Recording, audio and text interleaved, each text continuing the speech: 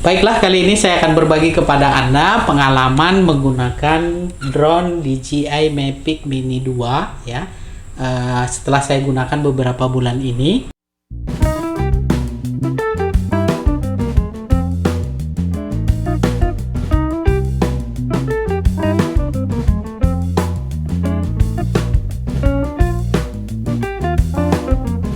Kelebihan dan kekurangan ketika saya sudah memakai DJI Mavic Mini 2 ini selama beberapa bulan terakhir ini. Yang pertama, kelebihannya adalah bentuknya yang cukup praktis, kecil ya. Bobotnya ini hanya kurang lebih 250 gram ya. Jadi dengan bobotnya yang kecil ini akan sangat membantu kita dan memberikan kepraktisan kepada kita ketika kita melakukan perjalanan perekaman gambar menggunakan drone ya. Di samping itu dia juga memiliki tas yang cukup ramping. Kalau Anda beli versi combo maka Anda akan mendapatkan tas, 3 baterai, cadangan propeller dan USB cable serta perangkat yang lainnya dengan paket yang bagi saya cukup worth it ya, sekitar tidak sampai 10 juta. Tetapi kalau Anda beli versi yang bukan combo maka Anda tidak akan mendapatkan paket-paket seperti cadangan baterai dan lain sebagainya tadi, tetapi mungkin ya tentu dengan harga yang jauh lebih murah dari ini, sekitar 7 jutaan. Kelebihan kedua yang saya rasakan menggunakan drone DJI Mavic Mini 2 ini, dia memiliki OcuSign 2.0 di mana gambarnya sudah lumayan stabil dengan wide begitu. Kelebihan ketiga yang saya rasakan, dia punya fitur yang bisa merekam video dan gambar 4K 30 frame per second ya. Itu sudah cukup baik sekali. Teman-teman nanti bisa melihat gambar rekaman-rekaman yang sudah kita lakukan selama ini, pengambilan footage-nya seperti itu, dan saya cukup puas.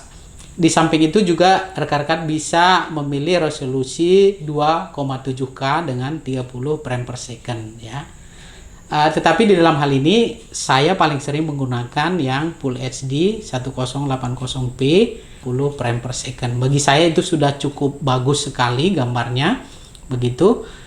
Nah, selanjutnya kelebihan keempat, punya fitur-fitur yang sudah mulai dilengkapi begitu ya. Dia punya fitur quick shot di mana teman-teman bisa mengambil gambar circle di sana, bisa menggunakan bumerang. Jadi ini sangat membantu sekali. Berikut ini adalah gambar-gambar ketika kita menggunakan fitur-fitur quick shot yang ada di menu DJI Mavic Mini 2 ini, dan hasilnya cukup bagus menurut saya. Kelebihan berikutnya adalah DJI Mavic Mini 2 ini juga cukup tangguh menghadapi goncangan angin ya. Beberapa kali saya sudah mencoba di goncangan angin yang cukup kuat begitu, tetapi hasil pengambilan gambarnya masih cukup bagus. Teman-teman bisa lihat footage yang saya ambil ini dalam kondisi angin yang cukup kencang. Tetapi mungkin kalau untuk di daerah pesisir atau pantai dengan angin yang begitu kencang sekali dengan bobotnya yang begini ringan, ya tentu sedikit banyaknya akan terganggu mungkin ya. Oleh karena itu ini saya masukkan ke bagian kelebihan, karena bagi saya dengan drone yang sekecil ini sudah cukup kuat untuk goncangan angin di atas udara. Bagi saya ini sudah cukup worth it begitu ya. Kelebihan selanjutnya, dia sudah punya sensor juga di bagian bawah ini teman-teman. Di sini dia punya 2 sensor ya, yang mana ketika kita landing nanti dia akan menanyakan apakah kondisi dari tempat landing itu aman atau tidak. Si drone ini akan mendeteksi secara langsung begitu. Nah, kelebihan selanjutnya, drone ini bisa terbang sekitar 20 menit ya. 20-25 menit dia bisa terbang di luar untuk take off pertama dan landingnya nanti. Jadi ini drone memang diklaim bisa sampai 30 menit, tetapi menurut pengalaman saya yang cukup efektif itu adalah sekitar 20 menitan begitu. Karena kita harus memikirkan juga safety-nya ketika kita akan mengembalikan drone ini ke posisi awalnya. Kira-kira begitu.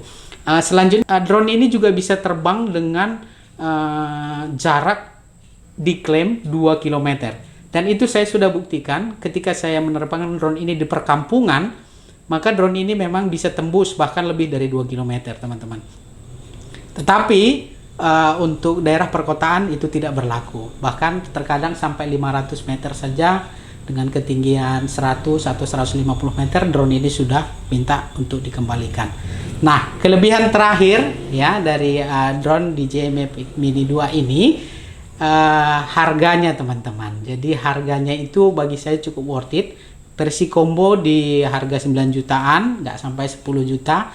Sedangkan untuk versi non combo, teman-teman bisa cek di toko online begitu, ada yang jual 5 juta, ada yang 7 juta. Silakan teman-teman pilih ya. Nah, sekarang kita mau bahas kekurangannya ini. Kekurangannya apa nih? Nah, kekurangannya dia hanya memiliki sensor di bagian bawah, teman-teman.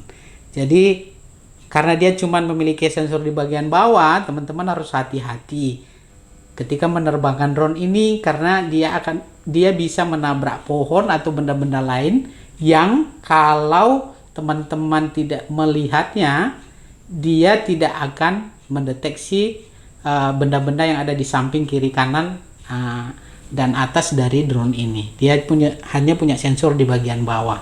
Itulah salah satu kekurangannya. Tetapi bagi saya dengan harga dan seperti ini ya sudah cukup worth it lah ya. Nah, kekurangan selanjutnya dia tidak memiliki yang namanya fitur follow me.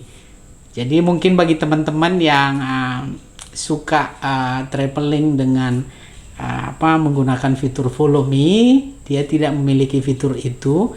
Jadi mungkin silahkan pertimbangkan ketika Anda mau membeli drone ini begitu ya. Nah, kekurangan yang terakhir sebenarnya kemampuannya untuk melawan angin yang cukup kencang tadi. Bagi saya sih sebenarnya itu bukan termasuk dalam catatan kekurangan yang cukup signifikan ya. Karena bagi saya dengan bobotnya yang seringan ini, ya niscaya dia bisa melawan arus yang cukup kuat seperti di pesisir dan lain sebagainya itu. Tetapi kita dibantu dengan warning atau pemberian informasi dari aplikasi DJI itu sendiri. Ketika angin kencang atau suhu terlalu panas, maka kita akan dikasih tahu untuk kita boleh meninggalkan lokasi yang rawan tersebut. Jadi bagi saya ini drone sudah cukup worth it dengan harga yang sedemikian rupa. Jadi sekarang kita masuk ke kesimpulan.